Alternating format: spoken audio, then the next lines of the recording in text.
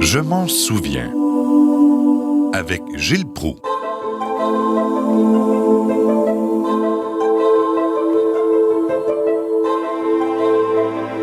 J'en suis rendu au dernier volet, mes chers amis, qui vous rappelle certaines dates importantes qui ont marqué l'histoire de Montréal.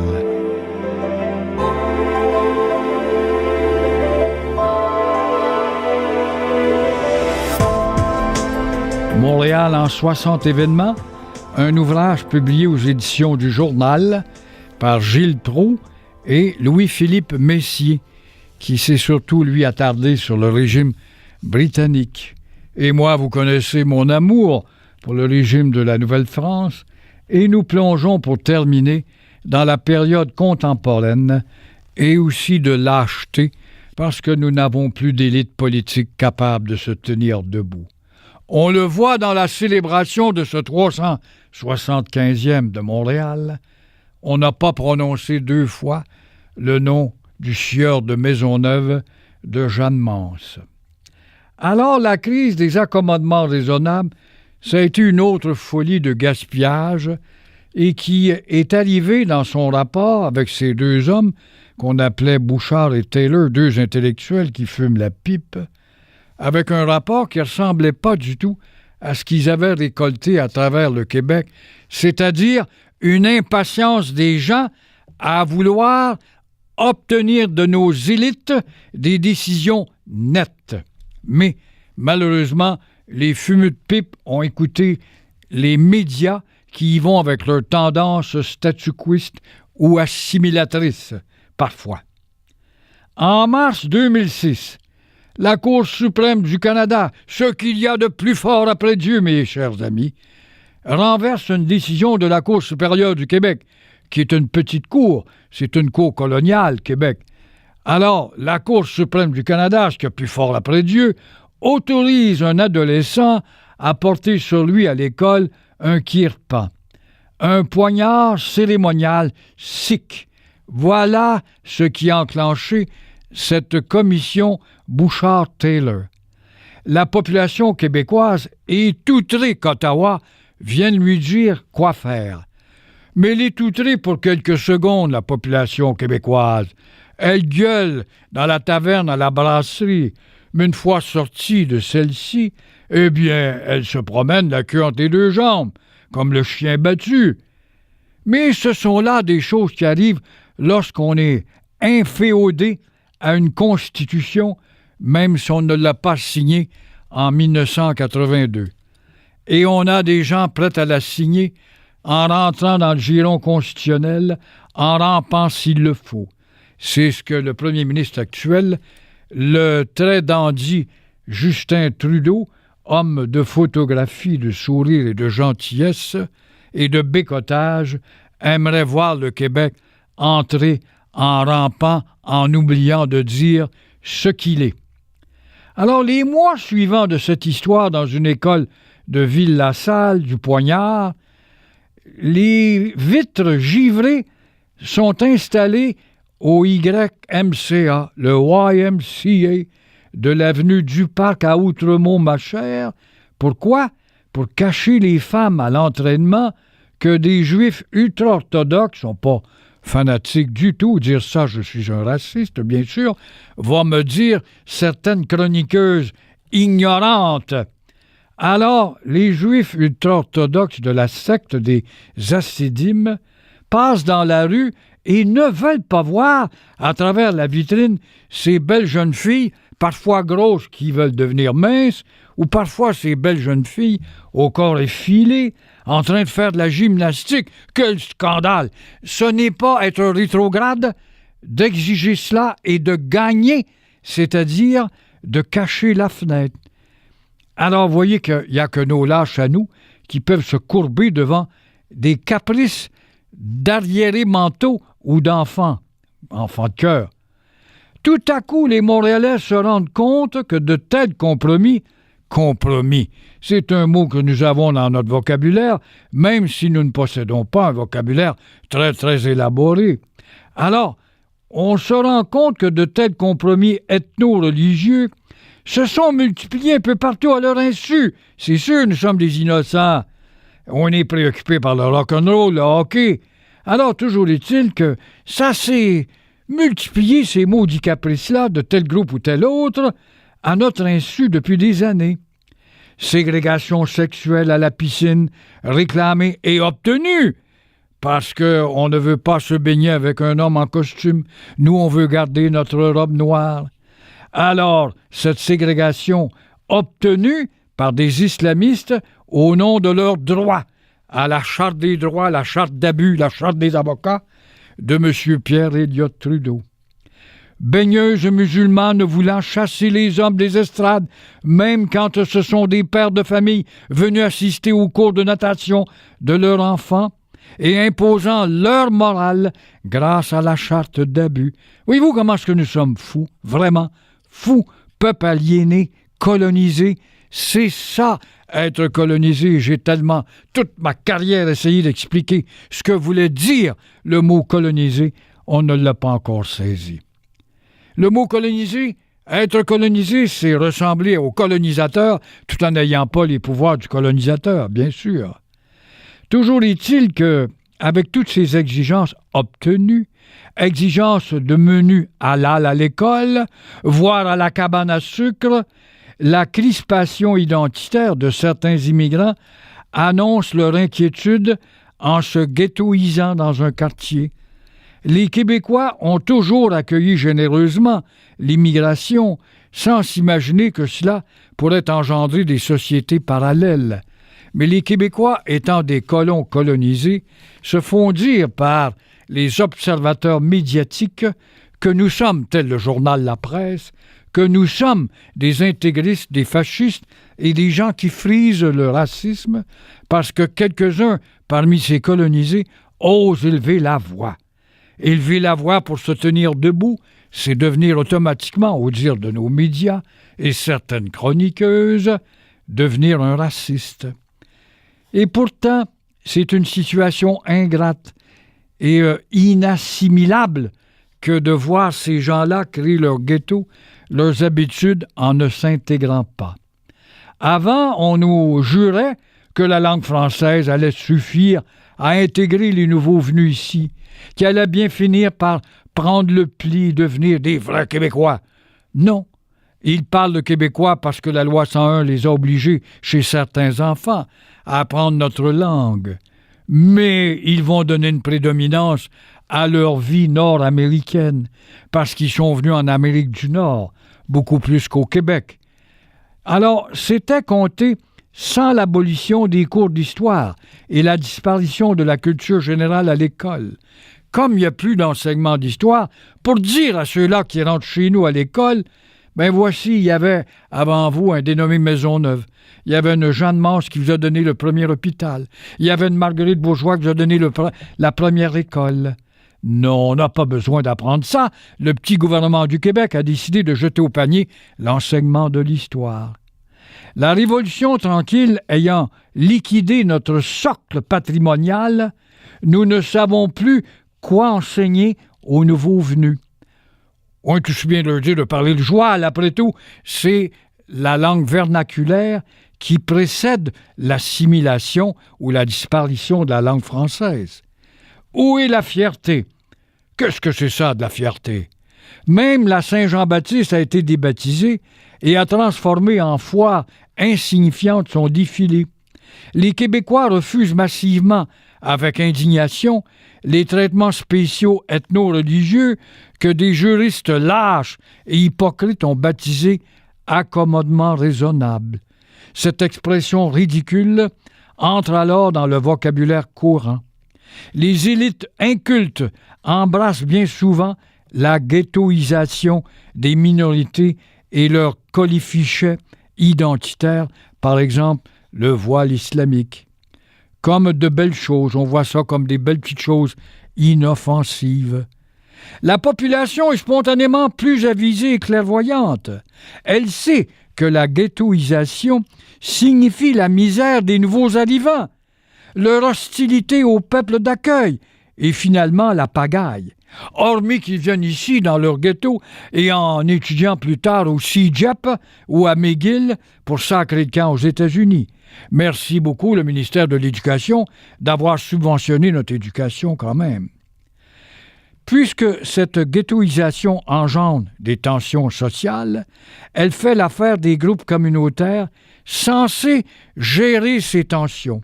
Oui, Québec va nous donner quelques sous, et nous, on va animer dans ces milieux-là, même si on ne réussit pas à les intégrer. Toute une gauche avide de fonds publics est bien incrustée à l'université. Ah, quand on est de gauche, ici, on passe partout parce qu'on fait peur aux autorités lâches et poltronnes. Et vous, si vous tenez debout, vous êtes un gars de droite. Soudainement, on apprend que les Québécois qui étaient si affreusement racistes contre les pauvres Anglais qui les dominaient seraient désormais des méchants loups envers les immigrants.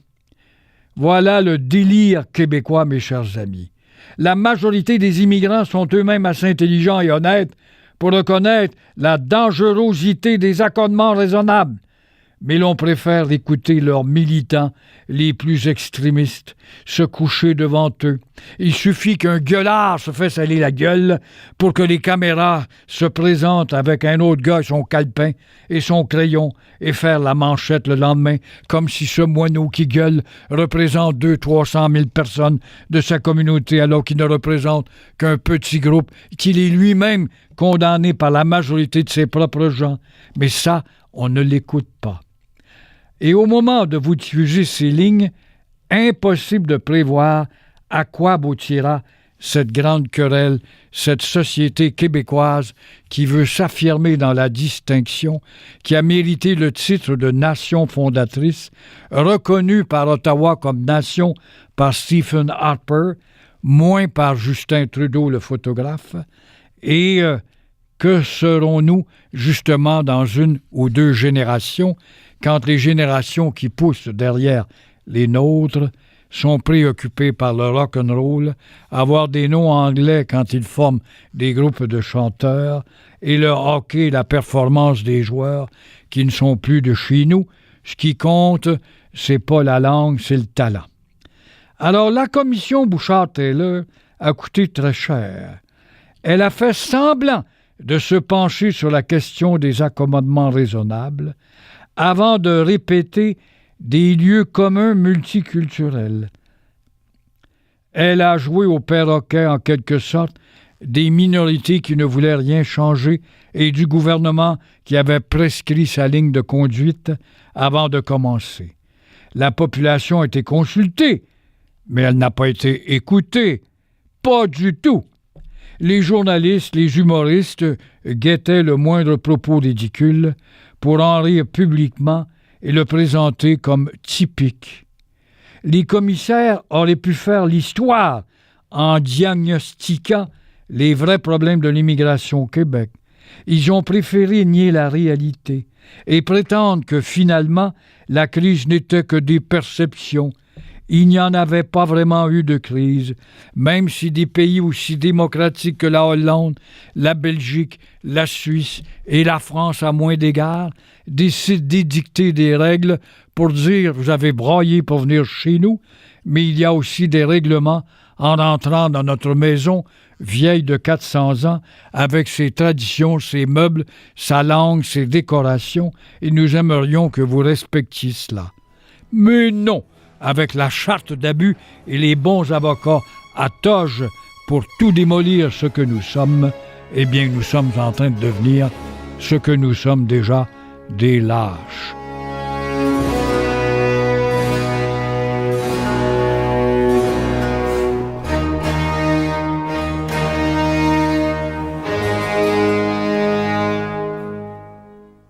La commission télévisée, qui a coûté très cher, a bien profité à Bouchard et Taylor, comme elle a toujours bénéficié des événements de ce genre. On n'a qu'à penser à la commission Gomery, qui a coûté des dizaines de millions de dollars, et elle en a envoyé combien en prison d'après vous? Elle en a flagellé combien? Elle en a vraiment réduit certains à des rôles insignifiants? Ou encore, pensons à la commission Charbonneau, un autre beau gaspillage, où dans 20 ans, le même problème ressurgira avec des nouveaux noms, et on fera une commission pour récompenser ceux qui auront servi le petit gouvernement en place à coups de cachets astronomiques. Et là, après avoir défoncé le budget alloué, on demandera une expansion pour arriver avec des gros livres épais qui vont nous donner rien que quelque chose d'épais pour un peuple d'épais. Et ces grands exercices très médiatisés ne donnent généralement rien du tout. Voilà le Québec d'aujourd'hui, mes chers amis. Ce que c'est triste et lamentablement triste, et de voir qu'en ce 375e, on oublie encore une fois les origines de notre fête. Et en voulez-vous des événements sur les origines de notre fête dont on ne mentionne jamais les noms? Le baptême inconscient par Jacques Cartier, la première querelle entre Québec et Montréal, la croix perdue du Mont-Royal, Jeanne Mance qui fonde le premier hôtel dont on bénéficie des hôpitaux aujourd'hui grâce à elle, le premier mariage à Montréal, la chienne qui a sauvé Montréal, celle de Lambert Closse, Marguerite Bourgeois qui nous devons toutes nos écoles aujourd'hui, le sacrifice de $ des Ormeaux que n'eût été de lui, et on l'a lapidé encore une fois avec nos révisionnistes joueurs de tambour de la gauche, n'eût été de lui, Gilles-Marie n'aurait pas existé. La bataille du Long-Sault, oui, à retenir. L'arrivée des filles du roi, tout comme le régiment de Carignan qui sauve Montréal. La première foire annuelle des fourrures, le massacre de la Chine, un bain de sang oublié qu'on n'enseigne pas aux petits ou petites lachinoises des collèges privés. Les Premières Nations unies, justement lors de la Grande Paix de Montréal, qui étaient tous nos alliés à nous, et on nous traite de xénophobes. Le procès de Marie-Angélique, le chemin du roi qui relie Montréal et Québec, la fondation des Sœurs Grises, grâce à Marguerite Diouville, pionnière du bien-être social. Si nous avons un ministère aujourd'hui, c'est grâce à elle. L'exil des animaux de ferme, la capitulation de Montréal, le départ des Jésuites qui nous instruisaient plus que la moyenne des communautés religieuses. Alors voilà ce dont on pourrait parler chez nos élites politiques actuelles dans le cadre de ce 375e dont il n'est pas question.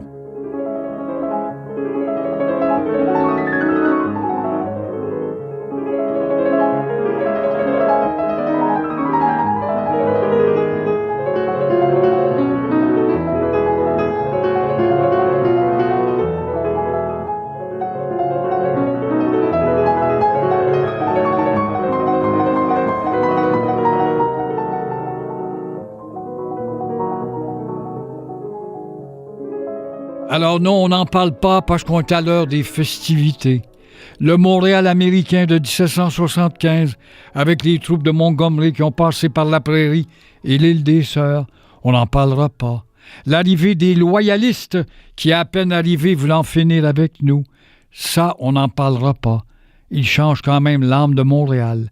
L'éclosion de l'Empire Molson, qui va aboutir jusqu'à la création du Canadien. La création de la rue Saint-Laurent, où là, on va voir entrer des communautés à la faveur de l'industrialisation, des Chinois, des Italiens, des Portugais et combien d'autres. La fondation de la Banque de Montréal, qui imprimait les dollars canadiens à l'époque, on n'en parle pas. Les débuts des grands travaux, le canal La Chine, par exemple. La création du poste de maire de Montréal, dont plusieurs vont laisser leur marque. Et les honteuses armoiries de Montréal. Il y a aussi la pendaison des Patriotes au pied du courant, tout près du pont Jacques-Cartier, dont la prison existe encore et on l'ignore. Le rapport Durham qui voulait en finir avec nous par l'immigration massive. Rapport Durham qui est en train de s'appliquer de nos jours. Nous vous avons parlé également de la parenthèse ultramontaine, où le clergé, au lendemain du rapport Durham, vont prendre le dessus en s'occupant de nous instruire dans le droit chemin à l'ombre du clocher. Le retour des Jésuites qu'on avait mis dehors, parce que justement, ils étaient des gens plus éclairés. C'était l'élite de l'Église, en quelque sorte. Le massacre des Irlandais qui ont été les premiers à faire une grève, notamment à la hauteur de Beauharnois, on n'en parlera pas. L'inauguration de la voie ferrée Montréal-Lachine. La destruction du Parlement en 1839 parce que Lord Elgin voulait compenser les familles des patriotes qui avaient été privées de leurs fermes, de leurs animaux, lorsque l'armée britannique avait brûlé leurs biens à eux. Nous vous avons parlé également des morts qui sauvent le Mont-Royal, puisqu'avec son cimetière, on en fait un parc de verdure. Le pont Victoria est la fin de l'insularité, où Montréal est rattaché au continent vers les États-Unis, Portland notamment. L'inauguration du tramway et sa disparition. Le premier hôpital vétérinaire. Voilà des sujets dont il ne sera jamais question durant ces fêtes festives de pétards, de pièces pyrotechniques, de tambours et de guitares. Bien sûr, on ne vous parlera pas d'Irma Levasseur, cette première femme à devenir médecin, qui fonde l'hôpital Sainte-Justine qu'on a méprisé, on l'a mis à l'écart. Nos grands cinéastes misérabilistes qui aiment faire des films sur les pires niaiseries, le joual et le sacre, n'ont jamais pensé à réaliser un film sur Irma Levasseur. S'ils connaissaient son histoire, eh bien ce succès en projection aurait un succès inimaginable. On va peut-être vous parler de la naissance du Canadien de Montréal. Si ce n'est pas de sa naissance, on va s'attarder sûrement sur Carey Price, un grand Montréalais. Le discours de Notre-Dame d'Henri Bourassa en 1910, qui réunit 12 000 personnes à la place d'Armes, qui sauve la langue française face à un clergé qui était prêt à s'angliciser. On ne vous en parlera pas. La naissance de la radio, 1918, XWA, CFCF, CKC plus tard, et son rôle dans le développement intellectuel et l'abrutissement intellectuel des Québécois depuis ces dernières années.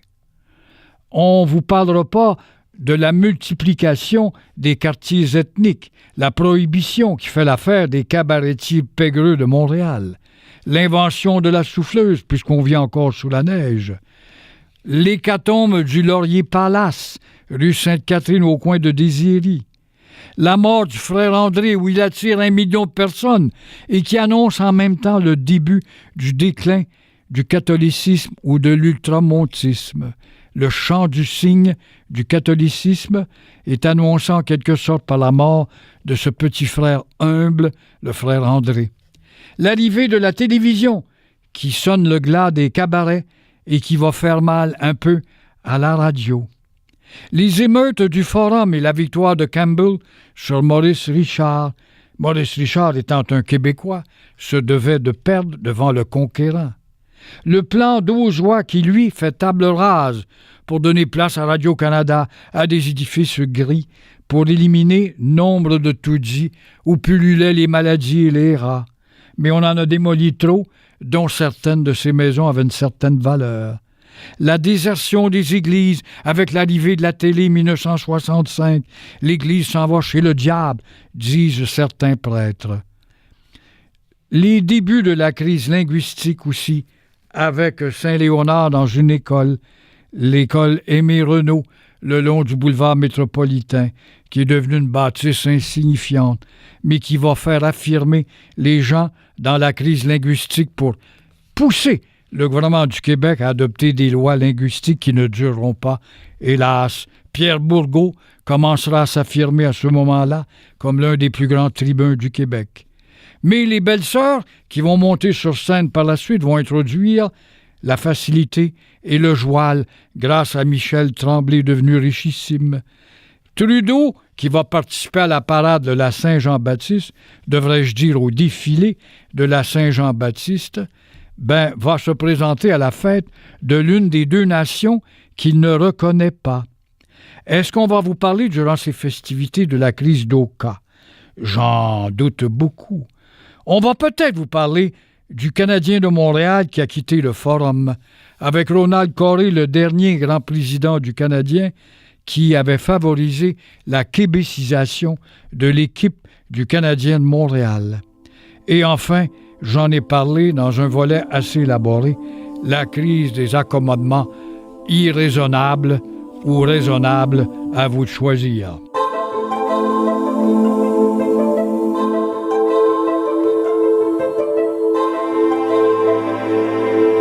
Alors voilà, mes chers amis, c'était la dernière de cette série portant sur 60 événements qui ont marqué l'histoire de Montréal, où j'ai mêlé dans mes récits les hauts faits historiques, les grands phénomènes sociaux, les petits faits également, petits faits vrais quand même, qui ont marqué la vie de toute notre ville.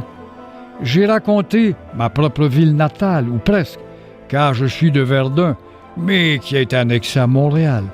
J'ai justement raconté avec passion et un joli cadeau pour le 375e anniversaire d'une grande dame qu'on ne célèbre pas comme une grande dame puisqu'on ne parle pas de sa naissance et de son âge en dehors justement des coulisses du plaisir, du divertissement, comme s'il n'y avait que ça dans la vie collective d'une ville qui a son histoire.